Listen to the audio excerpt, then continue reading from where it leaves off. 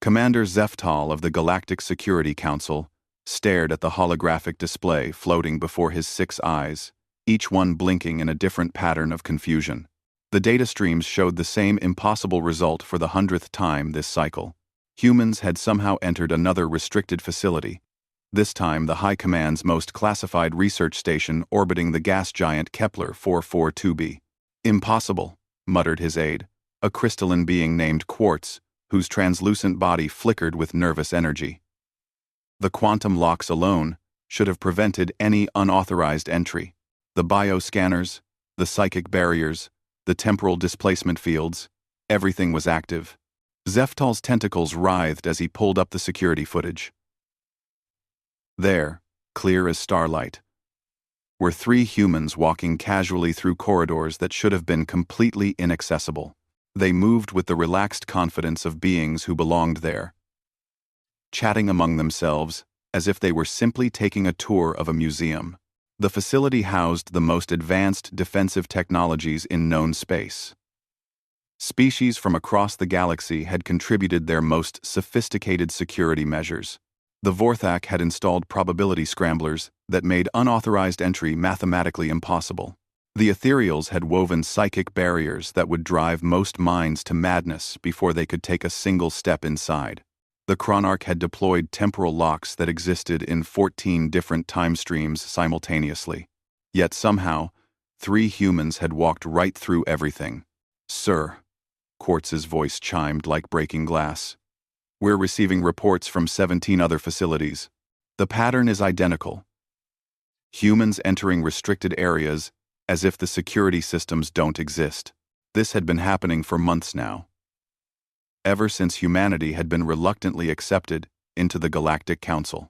The humans claimed they were simply looking around or following their curiosity, but the implications were staggering.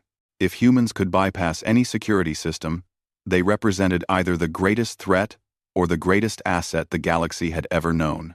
Zeftal expanded his consciousness through the neural network that connected all Council security forces. Instantly, he was flooded with thousands of similar reports. Humans walking into government buildings, research facilities, military installations, and private corporations across hundreds of worlds.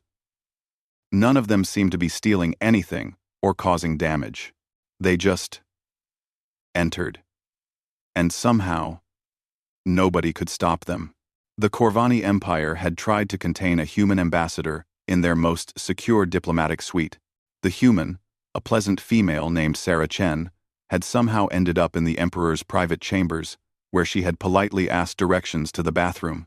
The security recordings showed her simply walking through walls that should have been impenetrable. The Hive Collective had attempted to analyze this phenomenon by placing a human volunteer in their most advanced containment matrix, a prison designed to hold beings that existed partially outside normal space-time. The human, an elderly man named Professor Williams, had emerged 3 hours later carrying a cup of tea and asking if anyone wanted to discuss quantum mechanics. "Have we made any progress on understanding how they do it?" Zeftal asked, though he already knew the answer would disappoint him. "The science teams are baffled, sir. Every test we run comes back with contradictory results. When we monitor human brain activity during these incidents, their neural patterns show nothing unusual. They don't seem to be using any form of technology or psychic ability. They just decide to go somewhere. And somehow, they end up there." Zeftal reviewed the reports from the various alien science departments. The Vorthok mathematicians had calculated that the probability of a human bypassing their systems was roughly equivalent to the chance of every molecule in the galaxy spontaneously rearranging itself into a perfect sculpture of the universe. The ethereal mind readers reported that human thoughts during these incidents were typically mundane, wondering what they would have for their next meal, or remembering appointments they needed to keep. The most disturbing report came from the observers, a species of living geometric forms that existed in 11 dimensions simultaneously. They claimed that when humans entered restricted areas, reality itself seemed to shift, not dramatically, and not in any way that 3-dimensional beings could perceive. But the fundamental structure of space-time would subtly reorganize itself to accommodate human movement. "Sir," Quartz interrupted his thoughts. "We have an urgent communication from High Admiral Nexus of the Combined Defense Fleet." The hologram of High Admiral Nexus materialized in the center of the command room.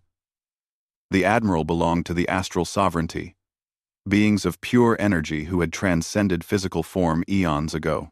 When they chose to manifest visually, they appeared as shifting patterns of light and shadow that hurt to look at directly. "Commander Zeftal," the Admiral's voice resonated across multiple dimensions. "We have a situation. 3 humans have somehow gained access to the Omega Vault." Zeftal felt his biological processes halt for several seconds. The Omega Vault was not just any restricted facility. It was the most secure location in the known galaxy. Built into the heart of a neutron star, protected by technology from dozens of advanced civilizations, and existing partially outside normal reality, the Omega Vault contained weapons and knowledge so dangerous that even the council members who had authorized its construction were not permitted to know its exact location. "How is that possible?" Zeftal managed to ask. "We don't know. Our monitoring systems detected 3 human life signs inside the vault approximately 1 hour ago. They appear to be examining the stored artifacts with casual interest. One of them was heard commenting on the interesting architecture of the containment systems." The Admiral's energy patterns fluctuated in what Zeftal recognized as extreme agitation. "Commander, these humans have somehow accessed weapons that could destroy entire star systems. They're currently standing next to a device that could unravel the fabric of space-time itself. And according to our audio pickups, they're discussing whether anyone brought sandwiches." Zeftal began issuing emergency orders. "Deploy the emergency response fleet. Evacuate all systems within a 50 light-year radius of the Omega Vault. Prepare the Council for an immediate emergency session." "Sir," Quartz spoke hesitantly, "there's more. We've been monitoring human communications, and they seem genuinely unaware of what they're doing. They don't appear to understand that they're bypassing security systems. They act as if these restrictions simply don't apply to them." This was perhaps the most unsettling aspect of the entire situation. When questioned about their ability to enter restricted areas, humans consistently responded with confusion. They would claim that doors were open when security footage clearly showed them walking through sealed barriers. They would insist that guards had given them permission to enter, when the guards had no memory of any such interaction. The psychological evaluation teams had concluded that the humans were not lying. Their belief that they had proper authorization was completely genuine. Even when faced with overwhelming evidence to the contrary, it was as if their minds automatically justified their presence wherever they happened to be. Dr. Synthesis, the galaxy's leading expert in consciousness studies, had proposed the most disturbing theory yet. According to her research, humans might exist in a slightly different layer of reality than other species. Not enough to be noticeable in normal interactions, but enough to make conventional security measures ineffective against them. "The implications are staggering," Dr. Synthesis had written in her preliminary report. "If humans naturally exist partially outside our normal space-time framework, then our entire understanding of universal constants may be fundamentally flawed. They're not breaking our security systems. They're simply moving through spaces that, from their perspective, are not actually secured." Zeftal reviewed the timeline of human contact with galactic civilization. Humans had been discovered less than a year ago, when their primitive spacecraft had somehow appeared in the middle of the heavily protected Aldebaran system. At the time, everyone had assumed their arrival was due to some kind of experimental transportation technology. Now, it seemed more likely that they had simply decided to go somewhere and ended up there, regardless of the impossibility of their means of travel. The Council had initially been impressed by humanity's apparent technological capabilities. If they could bypass the Aldebaran defense grid, surely they must possess advanced science, worthy of respect. The decision to grant humans provisional membership in the Council had been based largely on this assumption. Now, the truth was becoming clear. Humans didn't possess advanced technology. They possessed something far more mysterious and potentially dangerous. They seemed to exist according to different rules than the rest of the universe. rules that no one understood and that couldn't be predicted or controlled. "Sir," Quartz announced, "we're receiving a transmission from the humans in the Omega Vault." The communication channel opened, and a cheerful human voice filled the command center. "Hello? Is anyone there? This is Captain Jennifer Morrison of the Earth Diplomatic Corps. We seem to have gotten a bit turned around during our tour of the station. Could someone direct us to the main reception area? Also, you folks have some really fascinating exhibits in here. Who designed the shimmery globe thing? It's absolutely beautiful." Zeftal stared at the communication panel in disbelief. The shimmery globe thing was a contained pocket of collapsed space-time that existed in 17 dimensions simultaneously. It had been created by beings whose civilization had ended before most current species had evolved. Merely looking at it had driven trained researchers insane, and the humans thought it was pretty. "Captain Morrison," Zeftal said carefully, "you are currently in a highly restricted area. How did you gain access to that location?" "Restricted?" The human sounded genuinely surprised. But the door was wide open, and there was a lovely garden path leading right to it. "We just followed the signs that said, 'Welcome, Earth delegates.'" Zeftal quickly consulted his security teams. The Omega Vault had no doors, no garden paths, and certainly no welcome signs for Earth delegates. The facility existed in a dimensional pocket, accessible only through carefully controlled quantum tunneling technology that required authorization from at least 12 council members. Yet somehow, the humans had found a door and a garden path that led them directly inside. As reports continued to flood in from across the galaxy, one thing became increasingly clear. Humanity represented something entirely new. In galactic civilization, they weren't just another species with unusual abilities. They were beings who seemed to operate according to fundamentally different laws of reality. Dr. Kethira had devoted her entire existence to understanding the impossible, but nothing in her 3 centuries of research had prepared her for humans. The lead xenobiologist for the Galactic Council stood in her laboratory aboard the research station, Insight's Edge. Surrounded by data streams that defied every known law of physics and biology. "Show me the neural scans again," she commanded her research partner, Dr. Yex. A collective consciousness inhabiting 17 different mechanical bodies, the holographic display materialized between them, showing the brain activity of a human volunteer during one of their unauthorized entries. The human subject, a young man named Marcus Thompson, had been asked to enter a secure testing chamber while connected to every monitoring device the galaxy's finest scientists could develop. The readings are consistent across all trials, Dr. Yex's primary body reported, while his other 16 forms manipulated various instruments. Human neural activity shows no spike in concentration, no activation of psychic centers, no unusual electromagnetic signatures. By all measurable standards, they're thinking about ordinary things. Dr. Kethira studied the data with growing fascination. During Marcus's entry into a chamber protected by 7 different types of quantum locks, his brain had been primarily focused on wondering whether his girlfriend would like the restaurant he'd chosen for their date. There had been a brief moment of mild curiosity about the testing facility's architecture, followed by contentment that he was helping with scientific research. But look at these readings from the chamber itself. Dr. Kethira gestured to another display. The quantum field measurements showed something extraordinary. Reality had been subtly rewritten in the moments before Marcus's arrival, not dramatically, and not in any way that would affect the normal operation of the universe. But the fundamental probability equations governing the chamber's security had somehow been adjusted. It's as if the universe simply decided that Marcus belonged in that chamber, Dr. Yex observed. The security systems didn't fail. They were retroactively never meant to stop him in the first place. This phenomenon had been observed in every test they'd conducted with human subjects.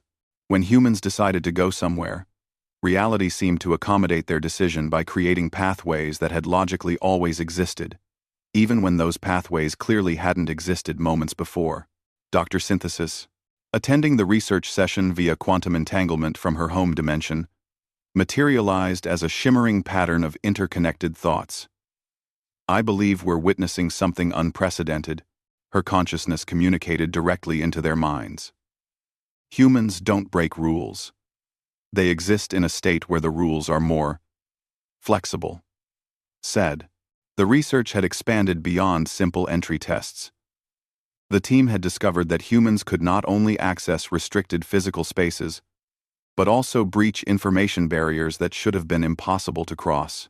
Human researchers working with classified databases would somehow end up with access to files that should have required clearance levels they didn't possess. When questioned, they would insist they had followed proper procedures, even when security logs showed no record of authorization.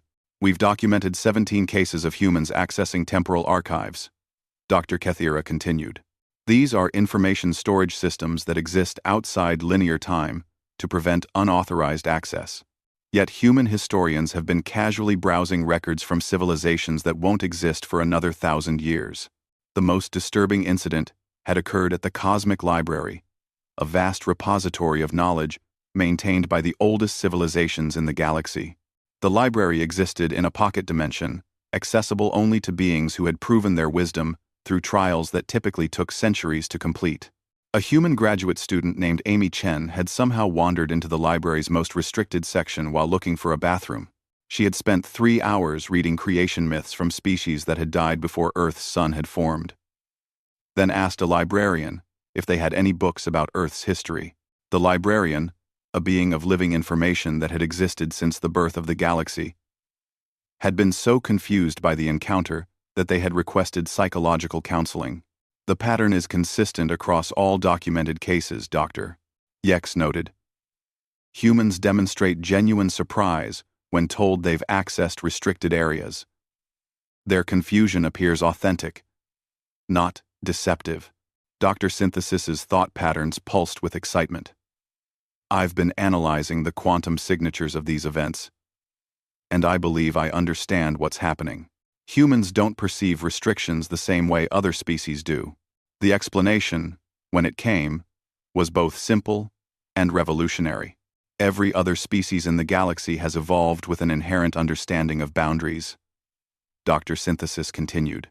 Physical barriers, social barriers, conceptual barriers. We instinctively recognize when something is forbidden or inaccessible. This recognition is built into our fundamental consciousness. Dr. Kethira felt her multiple hearts skip beats as the implications became clear. You're saying humans lack this instinct? More than that. I believe humans have evolved the opposite instinct. They seem to have a fundamental assumption that everything is accessible unless proven otherwise. And here's the remarkable part. The universe appears to respect this assumption. The research team had discovered that this effect wasn't limited to security systems. Humans routinely accessed emotional states that other species found impossible to achieve. They could simultaneously hold contradictory beliefs without experiencing the psychological breakdown that such conflicts caused in other minds. They could form social connections across species barriers that should have been insurmountable. We've observed humans comforting Vorthak warriors during their molting cycles, Dr. Yex reported. The Vorthak consider this period so private that they normally enter complete isolation. Yet they seem genuinely comforted by human presence during this vulnerable time. The social implications were staggering. Humans had somehow managed to establish diplomatic relations with species that had been at war for millennia, simply by treating them as if peace was the natural state of things. The war between the Silicon Collective and the Organic Alliance had ended after a human mediator had invited both sides to a barbecue, treating the 1,000-year conflict as if it were a minor misunderstanding between neighbors. Look at this data from the recent trade negotiations. Dr. Keth Ira pulled up economic reports. Human negotiators consistently achieve impossible agreements. They approach discussions with species that should be fundamentally incompatible and somehow find common ground that both sides accept as obvious. The secret seemed to be that humans entered every situation with the assumption that success was possible and natural. They didn't see fundamental incompatibilities between different forms of consciousness. They saw interesting conversations waiting to happen. They didn't recognize absolute barriers between different ways of existing. They saw opportunities for creative solutions. Dr. Synthesis had conducted the most revealing experiment yet. She had created a conceptual barrier that should have been impossible for any consciousness to cross. A logical paradox that created a mental wall, preventing access to a simple, mathematical truth. Every other species that encountered this barrier experienced the expected confusion and inability to proceed. When Marcus Thompson was presented with the same paradox, he had stared at it for 30 seconds, then shrugged and written down the correct answer. When asked how he had solved it, he replied, "I just ignored the confusing part and focused on what made sense." That, Dr. Synthesis had realized, is humanity's superpower. They ignore impossibility. The discovery had prompted emergency sessions of the Galactic Council. If humans could bypass any restriction simply by not recognizing it as valid, the implications for galactic security were enormous. But the implications for galactic progress were even greater. We need to consider the possibility. Dr. Kethira addressed the Council via secure transmission, that humans represent the next stage of consciousness evolution. They've somehow developed beyond the psychological limitations that constrain the rest of us. The evidence supported this theory. Humans had made more scientific breakthroughs in their first year of galactic contact than most species achieved in centuries, not because they were more intelligent, but because they didn't accept that certain discoveries were impossible. Human scientists would casually attempt experiments that other researchers wouldn't even consider, because the theoretical foundations seemed too unlikely. Dr. Elena Vasquez, a human physicist working with the Galactic Research Consortium, had recently solved a mathematical problem that had puzzled the galaxy's greatest minds for millennia. When asked about her approach, she had explained, "Everyone kept saying it was impossible to create a unified field theory that worked in all dimensions simultaneously. But I figured, why not try anyway? What's the worst that could happen?" Her solution had revolutionized understanding of fundamental forces across 17 different dimensions of existence. We're seeing similar breakthroughs in medicine, engineering, and even art, Dr. Yex reported. Humans are creating beauty that appeals to species with completely different aesthetic senses. They're designing technology that works with scientific principles we didn't know existed. They're healing psychological traumas in species that we thought were permanently damaged. The pattern was becoming clear. Humans didn't just enter restricted areas without permission. They entered restricted concepts, restricted possibilities, and restricted futures. They moved through reality as if limitations were optional suggestions rather than absolute laws. But this raised a terrifying question that none of the researchers wanted to voice directly. If humans could ignore any restriction, any barrier, any limitation, what would happen when they eventually decided to ignore the restrictions that kept the universe itself stable? Dr. Kethira stared at the data streams surrounding her, each one confirming that humanity represented something completely unprecedented in galactic history. They weren't just another alien species. They were beings who operated according to fundamentally different rules of existence. And those rules seemed to be rewriting reality around them, one impossible achievement at a time.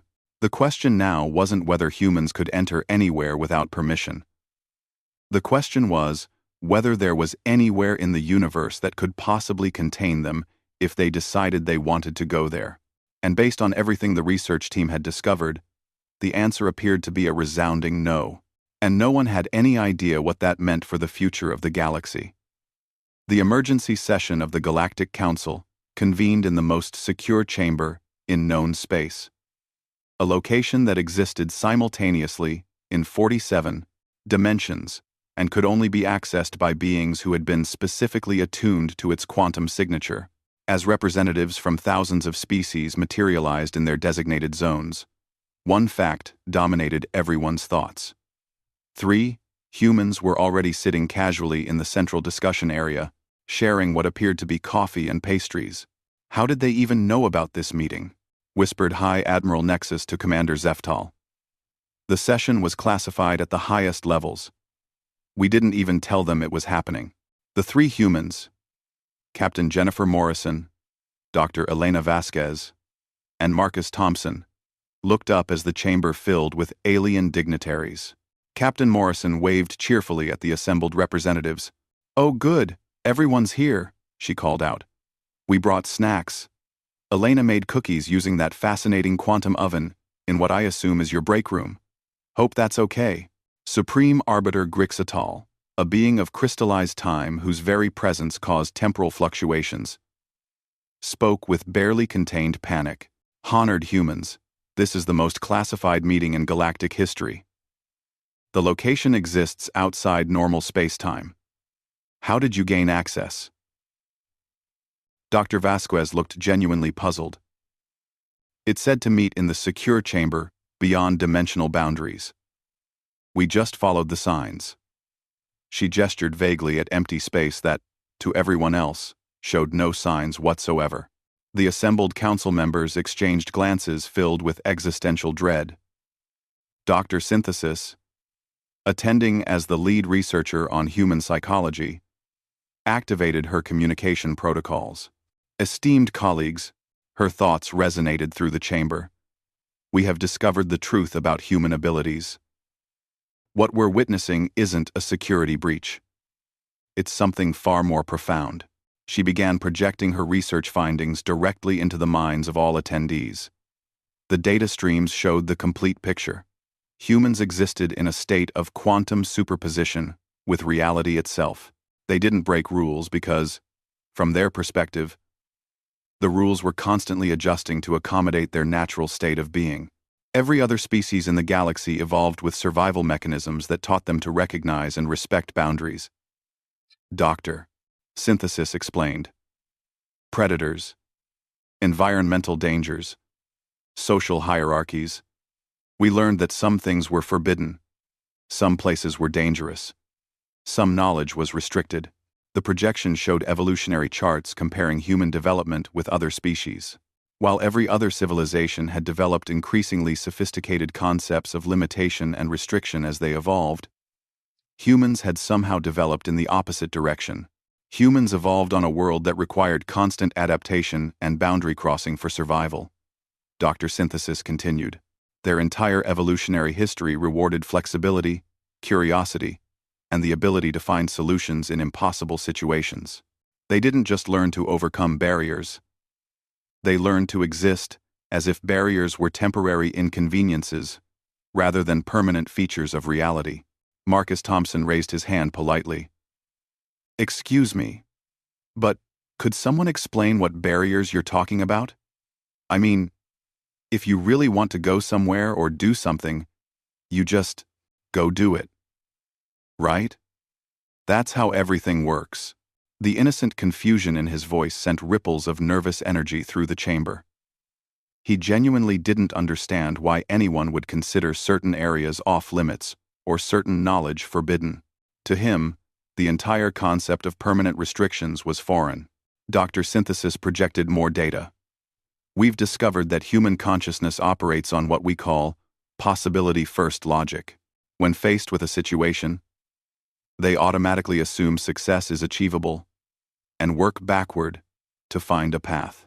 Other species use limitation-first logic. We identify what's impossible and work within those constraints." Supreme Arbiter Grixtal's crystalline form pulsed with concern. "But this means humans could potentially access anything. Our most protected secrets, our most dangerous weapons, our most sacred spaces." "That's exactly what we feared," admitted Commander Zeftal. "Which is why we need to address this situation immediately." 2. Captain Morrison looked genuinely distressed by this reaction. "Are we causing problems?" "We really don't mean to. We just go where we need to go and do what needs to be done. If we're making anyone uncomfortable, we can try to be more careful." The sincerity in her voice was unmistakable. This was perhaps the most remarkable aspect of human psychology. Despite their ability to access anything, they showed no desire to abuse this power. They weren't motivated by greed or conquest. They simply existed with the assumption that they belonged wherever they needed to be. Dr. Yex's multiple forms activated simultaneously as he presented additional research. We've analyzed human behavior patterns across thousands of unauthorized entries. In every single case, humans accessed restricted areas for constructive purposes. They helped with research, provided assistance during emergencies, or simply satisfied innocent curiosity. There has not been a single documented case of malicious intent. The chamber fell silent as representatives processed this information. Humans had the power to access anything in the galaxy, yet they used this power exclusively for positive purposes. More importantly, Dr. Synthesis added, human presence seems to have a transformative effect on the spaces they enter. We've documented improvements in efficiency, creativity, and cooperation wherever humans spend significant time. She projected examples. Research facilities where human presence had led to breakthrough discoveries. Military installations where conflict resolution had improved dramatically. And diplomatic zones where previously intractable negotiations had suddenly found solutions. The Chromax Hive reported that human visitors somehow convinced their warrior caste to develop an interest in poetry, Dr. Yex noted. The Ethereal Collective found that human presence made their meditation chambers more effective for achieving higher consciousness states. The Silicon Matrix discovered that humans could debug their quantum consciousness networks simply by asking friendly questions about how things worked. High Admiral Nexus materialized more solidly, his energy patterns showing deep contemplation. Are you suggesting that humans aren't just ignoring our restrictions? They're improving everything they encounter? That appears to be the case, Dr. Synthesis confirmed. Human psychology seems designed not just to bypass limitations, but to transform limitations into opportunities. They don't see restricted areas as forbidden zones. They see them as spaces that might benefit from fresh perspective. Dr. Elena Vasquez spoke up from her position in the center of the chamber. If I may, I think there might be some confusion about how we approach things. We don't really think about whether something is restricted or not. We just think about whether what we're doing will help someone, or solve a problem, or make things better. If we're somewhere we shouldn't be, it's probably because we thought we could be useful there. The simplicity of her explanation revealed the fundamental difference between human and alien psychology. Other species saw restrictions as protection from danger or chaos. Humans saw restrictions as problems that might need solving. Supreme Arbiter Grix Tal began to pulse with a different energy. Not fear, but wonder. What if we've been approaching this entirely wrong? What if humans aren't a security threat, but an evolutionary gift? The idea rippled through the chamber as representatives considered the implications. Every species in the galaxy had evolved to accept certain limitations as permanent features of existence. But what if those limitations were just collective assumptions that could be challenged? We've already seen evidence of this, Commander Zeftel admitted reluctantly. Crime rates have dropped in every system with significant human populations. Not because humans are enforcing laws, but because they somehow make everyone else more cooperative and creative in solving problems. Dr. Synthesis projected the most startling data yet. Galactic civilization had advanced more in the single year since human contact than in the previous century. Scientific breakthroughs, artistic achievements, diplomatic successes, and social progress had accelerated exponentially. Humans aren't just entering our restricted areas, she concluded. They're entering our restricted thinking. They're showing us that possibilities we assumed were impossible might actually be inevitable if we just approach them differently. Marcus Thompson nodded enthusiastically. That makes sense. We noticed that you folks seem to have a lot of really interesting problems that just needed someone to look at them from a different angle. Like that war between the Silicon Collective and the Organic Alliance, MAI. They weren't really fighting about ideology. They were just both worried about being misunderstood. Once they realized that, the whole conflict kind of resolved itself. The chamber erupted in discussion as representatives began to understand the true nature of humanity's gift. They weren't just beings who could bypass security systems. They were beings who could bypass the psychological security systems that kept entire civilizations trapped in limiting beliefs. Supreme Arbiter Grixtal called for order. The question before us now is not how to contain humanity's abilities, but how to learn from them. If humans can teach us to move beyond our self-imposed limitations, the entire galaxy could benefit. Captain Morrison smiled warmly at the assembled representatives. We'd love to help with whatever you need. That's why we're here, isn't it? To figure out how we can all work together to make things better for everyone? The vote, when it came, was unanimous. Rather than attempting to restrict human access to galactic civilization, the Council voted to embrace humanity's unique perspective. New protocols were established not to limit human movement, but to ensure they could share their boundary-free approach to problem-solving with every species that wanted to learn. Within months, the changes were visible throughout the galaxy. The Vorthak Empire established the first human perspective research centers, where their greatest thinkers learned to approach problems without preconceived limitations. The Ethereal Collective opened their most sacred meditation chambers to human visitors, finding that human presence somehow made transcendence easier to achieve. The most remarkable change occurred in education. Young beings from every species began learning alongside humans, developing the ability to see possibilities where their ancestors had seen only barriers. A new generation emerged that combined the wisdom and experience of ancient civilizations with humanity's gift for ignoring impossible.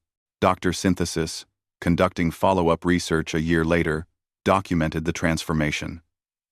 Humans didn't just enter our restricted areas, she wrote in her final report. They entered our restricted futures and showed us that the galaxy we thought was impossible was actually waiting for us to walk through the door. And as reports continued to flow in from across the galaxy, new discoveries, resolved conflicts, unprecedented cooperation between incompatible species, and solutions to problems that had seemed eternal, one thing became perfectly clear. The shocking reason humans could enter anywhere without permission wasn't that they had some special technology or psychic ability.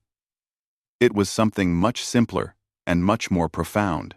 They had never learned that anything was actually impossible. And in a universe where consciousness shapes reality, that belief was powerful enough to rewrite the rules for everyone.